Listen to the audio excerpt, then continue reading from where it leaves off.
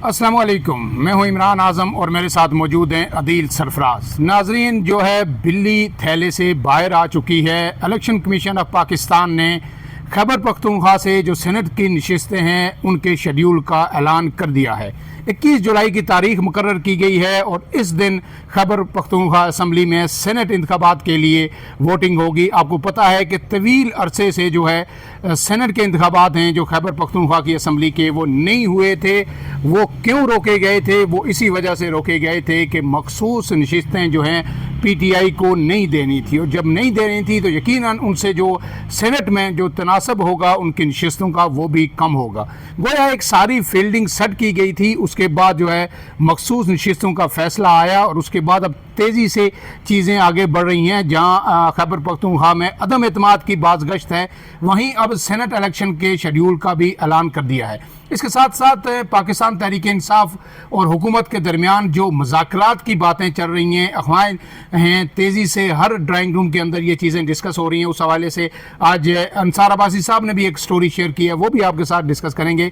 लेकिन पहले अदील सरफराज साहब, मखसूस नशिस्तों का सारा फैसला आपने कवर किया, देखा, उसके बाद जब ये फैसला हो गया तो अब जो 25 नशिस्तें हैं खैबर पख्तूनख्वा असम्बली की, उसमें जो है वो भी अब अपोजिशन को मिल गई, PTI को नहीं दी गई। और अब इसके फ़ौरन बाद इलेक्शन कमीशन, जो आपको पता है कितना मुतर्रिक है, कितना बर वक्त वो फैसले करता है, जो ही फैसले होते हैं उन पर अमल दरामद भी करता है, उसने अब शेड्यूल भी ऐलान कर दिया है। इस सब को आप किस तरह देखते हैं?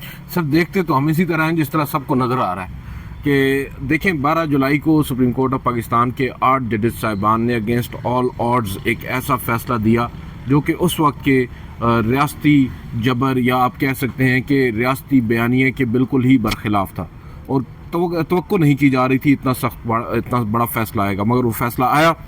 उसके बाद इलेक्शन कमीशन जो आज इस प्रेस रिलीज़ में जो जारी की गई है कि 21 जुलाई को हम इलेक्शन शेड्यूल हमने कर दिए हैं सेनेट के खैबर पख्तूनख्वा असम्बली के अंदर, आज वो ये कह रहा है कि वो ताख़ीर इस वजह से हुई कि उस वक्त इलेक्टोरल जो है वो पूरा कॉलेज पूरा नहीं था, हलफ नहीं लिए स्पीकर ने उस वक्त, क्योंकि मखसूस नशिस्तों का उस वक्त तयन नहीं हो रहा था। तयन किसने करना था?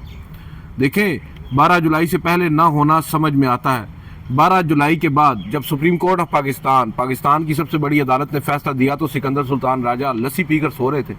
अमल दरामद उस फैसले पे नहीं, अमल दरामद करते उस फैसले पर तो ये सेनेट के इंतखाबात कब के हो जाने थे। अगर हम बात करते हैं रूल ऑफ लॉ की, अगर हम बात करते हैं कानून की हकमियत की, या हम बात करते हैं आइन की बालादस्ती की, तो ये सब कुछ हो चुका होता। और आज जब ये सब कुछ हो रहा है एक साल बाद, तो किसी मुअज़्ज़ब माशरे में ये होता तो सिकंदर सुल्तान राजा साहब माज़रत के साथ सलाखों के पीछे होते, या कम अज़ कम जो कंटेम्प्ट की प्रोसीडिंग्स हैं उनको फेस कर रहे होते। मगर ये पाकिस्तान है, यहाँ पर उन्होंने एक ऐसा out of the box solution निकाला जिसमें फिर हमारी अदलिया ने ही यू टर्न ले लिया। अदलिया में ही बैठे जजेस साहिबान ने अपने ही 8 जजेस साहिबान को बिल्कुल ही साइड लाइन कर दिया और उनके फैसले को उड़ा कर फेंक दिया, और इलेक्शन कमीशन की उस गलती को दुरुस्त साबित कर दिया। उसको एक तरीके से उन्होंने कहा कि वो दुरुस्त थी, वो गलती नहीं थी, और जजेस को गलत साबित कर दिया। सब कुछ हो किस लिए रहा था? सब कुछ हो इस वजह से रहा था कि हुकूमती इत्तेहाद को मजबूत किया जाए, हुकूमती इत्तेहाद के हाथ मजबूत किए जाएँ।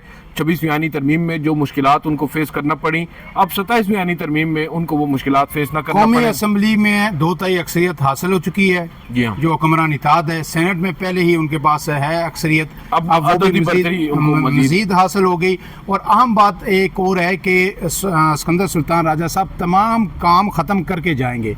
आपको पता है कि उनकी आइनी मुद्दत ख़त्म हो चुकी है, लेकिन एक प्रोविजन उसमें ये अब ऐड की हुई है कि जब तक नए चीफ इलेक्शन कमिश्नर का तकर्रर नहीं होता वो अपनी जिम्मेदारियां जारी रखेंगे। तो लगता है जो काम उनसे लेने हैं जब तक ये मुकम्मल नहीं होते वो इस पे मौजूद रहेंगे अपने ओहदे पे, और उसके बाद फिर नए चीफ इलेक्शन कमिश्नर का तकर्रर होगा। अदील सरफराज साहब, ये बताइए कि अगर ये इलेक्शन होते हैं वहाँ पे, और ज़ाहिर है डेफिनेटली ये खुफिया रायशुमारी के ज़रिए होते हैं, तो जो एक्चुअल तादाद है PTI की, उस तनासब से जो उनकी नशिस्तें बनती हैं, ये तो फिर लगता है वो भी नहीं मिलेंगी। देखिए, मैं नहीं समझता कि पाकिस्तान तहरीक इंसाफ के वो जो अरकान असम्बली हैं जो इमरान खान साहब के नाम पर वोट लेकर आए हैं, वो ऐसी कोई गलती करेंगे कि वो इमरान खान साहब के जो उम्मीदवार हैं उनकी बजाय किसी और को वोट दे दें। भले ही खुफिया रायशुमारी हो, मालूम तो सबको हो जाता है। اور ایسا ہوگا تو یہ بہت بڑا ڈینٹ ہوگا میں سمجھتا ہوں پاکستان تحریک انصاف کے لیے، کیونکہ ایک صوبہ ہے خیبر پختونخوا جہاں پر وہ یہ سمجھتے ہیں کہ ان کے لوگ عمران خان کے ساتھ آج بھی کھڑے ہیں، اسمبلی کی میں بات کر رہا ہوں۔ تو اگر اس طرح کا کوئی ہم دیکھتے ہیں ریئیکشن آتا ہے وہاں سے، اس طرح کو عمل کیا جاتا ہے اراکین اسمبلی کی جانب سے، تو وہ بہت بڑا ڈینٹ اس کو تصور کیا جائے گا، اور اسے حکومتی اتحاد کی بھی ایک بڑی کامیابی ہوگی۔ حکومتی اتحاد کے ہاتھ مزید مضبوط ہوں گے، کیونکہ جو کام وہ لوگ بطور رکن اسمبلی نہیں کر سکتے وہ اراکین اسمبلی سے کروا لیں گے۔ لیکن ایک بات تو ہے عدیل سرفراز صاحب کہ خیبر پختونخوا کے اندر بھی تحریک انصاف کے کئی دڑے بن چکے ہیں، اور پھر ایک بات اور اہم آپ کو بتا دوں کہ اس وقت جو خیبر پختونخوا اسمبلی کے اندر جو تعداد ہے اراکین کی وہ 145 ہے، اور سادہ اکثریت 73 ہے حکومت بنانے کے لیے۔ اس وقت علی امین گنڈاپور کو 93 اراکین کی حمایت حاصل ہے، لیکن اس میں سے 58 جو لوگ ہیں وہ پی ٹی آئی کے ہیں، اور جو 35 اراکین ہیں وہ آزاد حیثیت میں اسمبلی کے اندر بیٹھے ہوئے ہیں ان پہ، اور اگر وہ کوئی بھی فلور کراسنگ کرتے ہیں، فرض کے عدم اعتماد کے اندر بھی کرتے ہیں، تو قانونی ماہرین یہ کہتے ہیں کہ ان کے اوپر آرٹیکل 63A کا اطلاق نہیں ہوگا۔ لیکن دیکھیں آرٹیکل 63A سے زیادہ جو میں سمجھتا ہوں جو عدالت ہے وہ عوام کی عدالت ہے۔ اس عوام کی عدالت میں جب ان اراکین اسمبلی میں جانا ہے تو انہیں اندازہ ہو جائے گا کہ انہوں نے کیا کیا ہے، تو وہ بھی بڑے سوچ سمجھ رکھتے ہیں۔ انہیں معلوم ہے کہ پنجاب میں تو شاید ان کی جان بخشی ہو جائے، دیگر صوبوں میں بھی ہو جائے، خیبر پختونخوا میں جب انہوں نے پبلک میں نکلنا ہے تو انہیں بہت سے ہرڈلز کو فیس کرنا ہوگا، لہٰذا میں نہیں سمجھتا کہ وہ اس طرح کا رسک لیں گے۔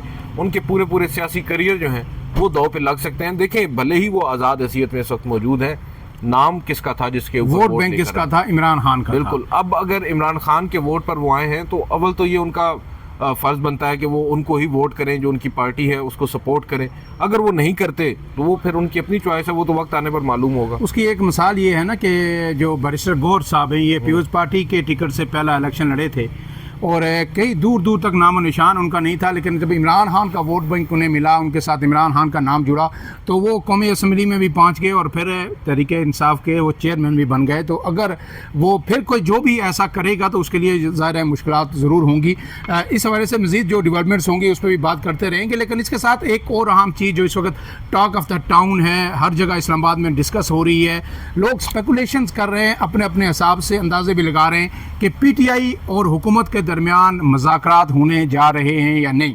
بعض لوگ یہ کہتے ہیں کہ نہیں، یہ علیمہ خان نے جو کہا تھا وہی کام ہو رہا ہے، کہ ایک مرتبہ پھر جب آپ نے پی ٹی آئی نے 10 محرم کے بعد ایک تحریک کا اعلان کیا ہے تو اس کو ڈیفیوز کرنے کے لیے پھر ایک دفعہ مذاکرات کا شوشہ چھوڑ دیا گیا۔ لیکن کچھ باخبر صحافی جو ویل کنیکٹڈ ہیں وہ یہ کہتے ہیں کہ نہیں، اس بار نون لیگ سنجیدہ ہے، اور نون لیگ جو کہتی ہے کہ مذاکرات ہونے چاہیے اس کی خواہش زیادہ ہے۔ آج انصار عباسی صاحب نے بھی ایک سٹوری شیئر کی، اسی کو کنٹینیو کرتے ہوئے پہلے بھی ان کی سٹوریز آئی ہیں، اس کے 2 سے 3 جملے میں پڑھ دیتا ہوں جو نون لیگ کے حوالے سے وہ دعویٰ کر رہے ہیں۔ ان کا یہ کہنا ہے کہ نون لیگ اس وقت خواہش مند ہے کہ یہ مذاکرات ہوں، اور نون لیگ یہ چاہتی ہے کہ جو تمام فریقین ہیں وہ ماضی کے تلخ چربات سے سیکھیں، مذاکرات کی میز پر آگے بڑھیں، اور نون لیگ جس طرح میثاق جمہوریت پیپلز پارٹی اور نون لیگ کے درمیان ہوا تھا، اسی طرح کوئی جمہوری ضابطہ اخلاق جو ہے مرتب کرنے کی کوشش کر رہی ہے۔ اس میں پھر پی ٹی آئی کا جو موقف ہے، پی ٹی آئی کے جو ذرائع سے انہوں نے دعویٰ کیا ہے کہ میری بات ہوئی، پی ٹی آئی نے کہا ہے مذاکرات ہوں گے، لیکن 2 چیزیں ہماری بنیادی شرائط ہیں۔ ایک تو یہ ہے کہ مذاکرات سے قبل کوئی پیش کی شرط نہ رکھی جائے، اور دوسری بات ہے کہ کوئی اس کے لیے مصنوعی قسم کی ڈیڈ لائن جو ہے مرتب نہ کی جائے۔ اور اس کے ساتھ ساتھ سعد رفیق صاحب کا یہ کلیم ہے، جو اس وقت سب سے بڑے سپورٹر ہیں ان مذاکرات کے، بار بار ان کے بیان بھی آئے، اور انہوں نے بھی پی ٹی آئی سے یہ کہا ہے کہ محرم کے بعد اس گرمی میں جو ہے تحریک چلانا آسان نہیں ہوگا پی ٹی آئی کے لیے، اور نہ لوگ پی ٹی آئی کے باہر نکلیں گے، اور پھر پی ٹی آئی جس طرح ڈویژن کا شکار ہے، تو پی ٹی آئی کو چاہیے کہ مذاکرات پہ آ کے بیٹھے میز پہ اور چیزوں کو آگے بڑھائیں۔ تو کیا واقعی آپ سمجھتے ہیں کہ اس وقت جو ہے نون لیگ کی نیک نیتی سے خوش اسلوبی کے ساتھ اور ایک قدم آگے بڑھ کے مذاکرات کرنا چاہ رہی ہے، یا پھر وہی پرانا جو ہے طریقہ واردات ہے نون لیگ کا؟ دیکھیں نیک نیتی کے بارے میں تو میں یہاں پر بیٹھ کر نہیں بات کر سکتا، لیکن ایک بات ضرور ہے، فرسٹریٹ نظر آ رہے ہیں ہمیں نون لیگ کے ہمارے دوست، اعلیٰ قیادت نون لیگ کی، اور ان کی فرسٹریشن معلوم ہوتی ہے، کیونکہ وہ لوگ جو کہ فوج، ریاست یا ریاستی اداروں کے بڑے قریب سمجھے جاتے ہیں، ان لوگوں کی بھی سوچ میں عجیب سی تبدیلی ہم دیکھ رہے ہیں۔ اور وہ تبدیلی نون لیگ کے حق میں کچھ زیادہ اچھی نہیں ہے.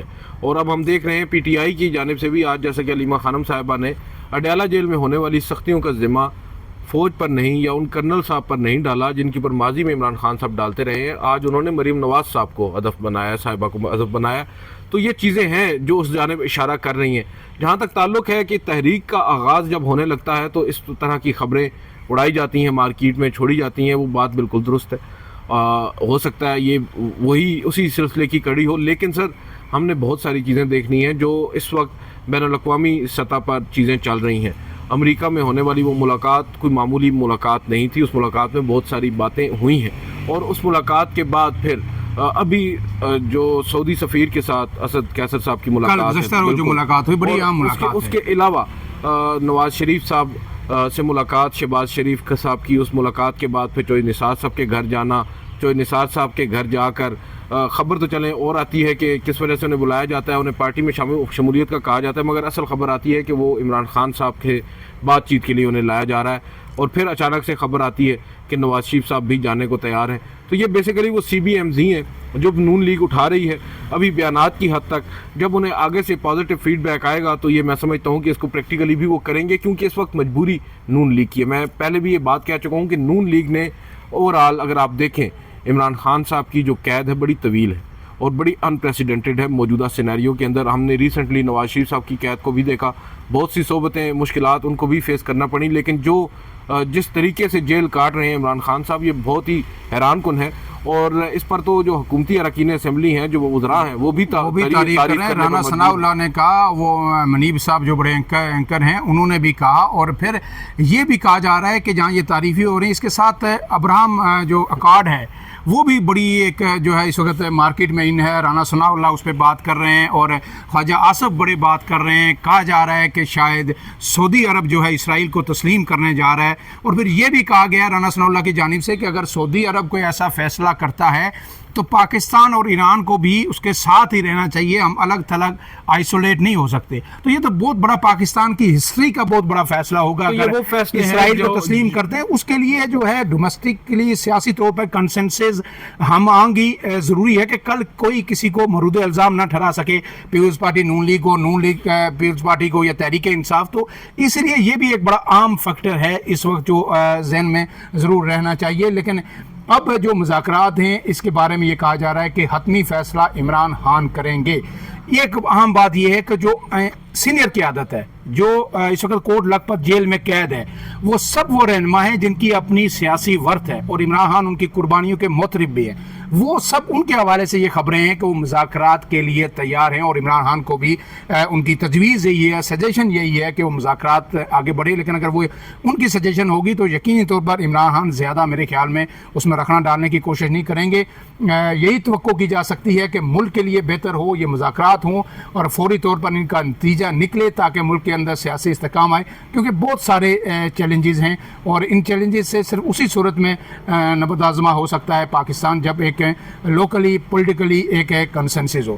آخری کمنٹ اس ساری صورتحال کے حوالے سے عدیل صاحب, کیا آپ سمجھتے ہیں کہ درجہ حرارت, سیاسی درجہ حرارت کم ہوگا یا یہ مرتبہ پھر بڑھ سکتا ہے؟ دیکھیں سیاسی درجہ حرارت اس وقت کم ہے اور میں سمجھتا ہوں کہ آئندہ آنے والے دنوں میں مزید بڑھے گا. اور اس میں اب میں یہ دیکھ رہا ہوں کہ عمران خان صاحب کا جو بیان ہے جو ہم توقع کر رہے ہیں کہ جلد آئے گا, اس سے بہت ساری چیزیں واضح ہو جائیں گی.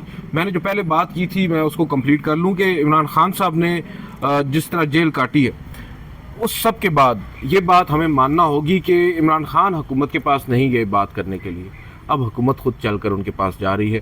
تو یہ ان کی بہت بڑی ایک کامیابی ہے, اور اس کامیابی کو ذہن میں رکھتے ہوئے عمران خان صاحب میں نہیں سمجھتا کہ جس طریقے سے یہ پورٹری کیا جا رہا ہے کہ وہ شاید حکومت جا رہی ہے یا حکومت کو بھیجا جا رہا ہے. حکومت میرا خیال ہے کھڑی ہے, کہیں نہیں جا رہی. نہیں, حکومت کو بات چیت کے لیے بھیجا جا رہا ہے عمران خان کے پاس, یا حکومت خود جا رہی ہے؟ خود حکومت کو اتنی سنجیدہ ہو گئی کہ اسے جمہوری اقدار کا خیال آ گیا. دیکھیں حکومت کو بھیجا جائے یا نہ بھیجا جائے, میرا خیال ہے حکومت کو بھیجنے کی ضرورت نہیں ہے. حکومت کو صرف اشارہ ہی ہوا ہے اور حکومت کو خود معلوم ہے, کیونکہ جس طرح کے آپ نے بھی ایک بیانیہ رکھا سامنے, منظرنامہ کھینچا ہے سامنے عالمی سطح پہ, اس تمام تر سینیریو کو دیکھتے ہوئے اب حکومت کی مجبوری ہے عمران کو ساتھ لے اور کر آخری بات اس کو کنکلیوڈ کر دیتے ہیں. کامران شاہد صاحب کا بیان رات کو آیا تھا, دنیا ٹی وی کے سینئر اینکر ہے, انہوں نے بڑے دعوے سے وثوق کے ساتھ یہ خبر انہوں نے دی ہے کہ نواز شریف صاحب اڈیالہ جیل جانے کے لیے تیار ہیں. اگر انہیں آپ کو پتا ہے نہیں دیکھیے وہ ایک دفعہ بنی گالہ گئے تھے نا, جب یہ دھرنا تھا تو اس دوران وہ عمران خان صاحب کے پاس جب ڈی چو کا دھرنا تھا تو وہ بنی گالہ گئے تھے. تو نواز شریف صاحب میرے خیال میں اب جو ہے ایک مطلب پھر وہ اڈیالہ جیل جا سکتے ہیں. نہیں جا سکتے ہیں, کوئی ڈاؤٹ نہیں ہے اس میں. دیکھنا ہوگا چوہدری نثار علی خان صاحب کو غالباً پہلے یہی ٹاسک دیا گیا ہے کہ وہ اس کے لیے فیلڈنگ سیٹ کریں گے. یہ نہ ہونا نواز شریف صاحب جائیں اور آگے سے پھر ان کو سننا پڑ جائیں. عمران خان بینگ عمران خان وہ تو لحاظ نہیں کریں گے. تو دیکھتے ہیں کیا ہوتا ہے. بہرحال یہ ایک بڑی ڈیولپمنٹ ہے اور اس میں ظاہری بات ہے یہ نہیں ہوگا کہ عمران خان صاحب کو جو کہا جائے گا وہ مان لیں گے اور اس معاہدے کے تحت باہر آ جائیں گے. بہت ساری چیزیں ہیں جو میں سمجھتا ہوں اب بھی کارڈ عمران خان صاحب کے ہاتھ میں ہیں, وہ اپنی بھی منوا کر آئیں گے. فی الحال کے لیے اتنا ہی. ناظرین, عمران اعظم اور عدیل سرفراز کو اجازت دیجیے. اللہ حافظ.